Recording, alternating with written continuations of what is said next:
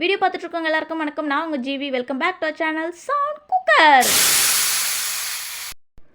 இன்றைக்கி நம்ம சேனலில் பார்க்க போகிற ரெசிபி என்னென்னு பார்த்தீங்கன்னா, காலையில் டிஃபனாக இருந்தாலும் சரி, ராத்திரி டின்னராக இருந்தாலும் சரி, எதுக்கு வேணாலும் நம்ம தோசை இட்லி எதுக்கு வேணாலும் சைட் டிஷ்ஷாக தொட்டுக்கிற மாதிரி கடைஞ்ச சாம்பார் தாங்க இன்றைக்கி பார்க்க போகிறோம். இதோட இட்லியோ தோசையோ இந்த சாம்பார் கூட தொட்டு அப்படியே சாப்பிடும்போது நாக்கில் கரையுங்க. வாங்க எப்படி செய்யுதுன்னு பார்க்கலாம். அதுக்கு ஒரு கிளாஸ் துவரம்பருப்பை எடுத்து ஒரு அரை மணி நேரம் ஊற வச்சுருக்கேங்க. சாம்பார் எப்போவுமே செய்யறதுக்கு முன்னாடி துவரம்பருப்பை ஊற வச்சு செஞ்சிங்கன்னா அது ஒரு தனி டேஸ்ட்டு தருங்க. இதோட 2 மீடியம் சைஸ் வெங்காயத்தை நீல வாக்கில் கட் பண்ணி இந்த துவரம்பருப்போடு ஆட் பண்ணிக்கலாம். அதோட 2 மீடியம் சைஸ் தக்காளி அதையும் நீல வாக்கில் கட் பண்ணி இதில் ஆட் பண்ணிக்கலாம். இந்த சாம்பாருக்கு புளி ஊற்ற போகிறதில்ல, அதனால் தக்காளி எவ்வளோ வேணுமோ ஆட் பண்ணிக்கோங்க. காய்கறிகளில் கத்திரிக்காய் உருளைக்கிழங்கு தோல் சீவி வச்சுருக்கேங்க. அதையும் இதோடு சேர்த்து குக் பண்ணிக்கலாம். நீங்கள் வேறு எதனா கேரட் ஈஸியாக வேகிற காய்கறி மாதிரி கேரட்டு பீன்ஸ் இதுவும் வேணும்னாலும் நீங்கள் சின்ன சின்னதாக கட் பண்ணி இதோடு ஆட் பண்ணிக்கலாங்க.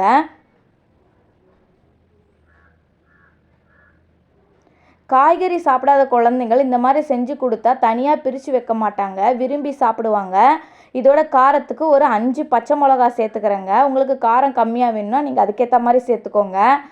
இப்போ சாம்பாருக்கு தேவையான உப்பு அதையும் ஆட் பண்ணிக்கலாம். 1 ஸ்பூன் மஞ்சத்தூள், 1 ஸ்பூன் குழம்பு மிளகாத்தூள் ஆட் பண்ணியிருக்காங்க. இதோட காய்கறி முழுகிற அளவுக்கு தண்ணி சேர்த்துக்கோங்க. அவ்வளோதான். விசில் வச்சு ஒரு 4 விசில் வச்சு எடுங்க. அது பாருங்கள் நல்லா வெந்து பூ மாதிரி வந்திருக்கு பாருங்கள் பருப்பு எல்லாமே.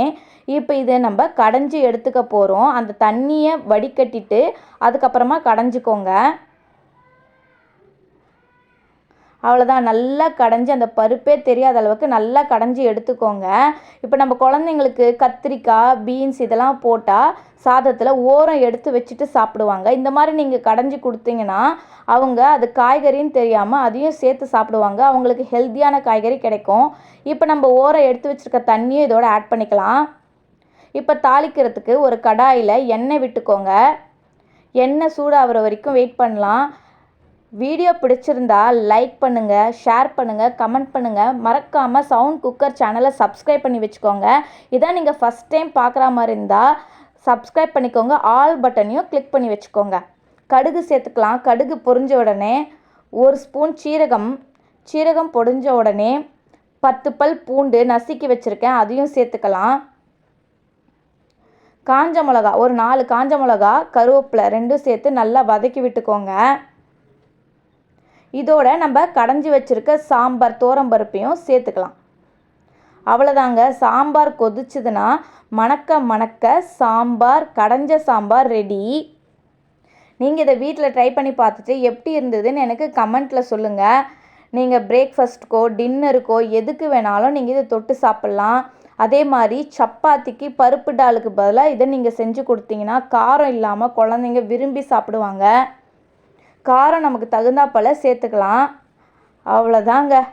இன்றைக்கி எங்கள் வீட்டில் ஒரு பிடிக்க போகிறாங்க. சாம்பார் ரெடி ஆகிடுச்சு. இதோட கொஞ்சம் 1 ஸ்பூன் நெய் சேர்த்து சர்வ் பண்ணிங்கன்னா அப்படியே அந்த டேஸ்ட் நாக்கிலே இருக்குங்க.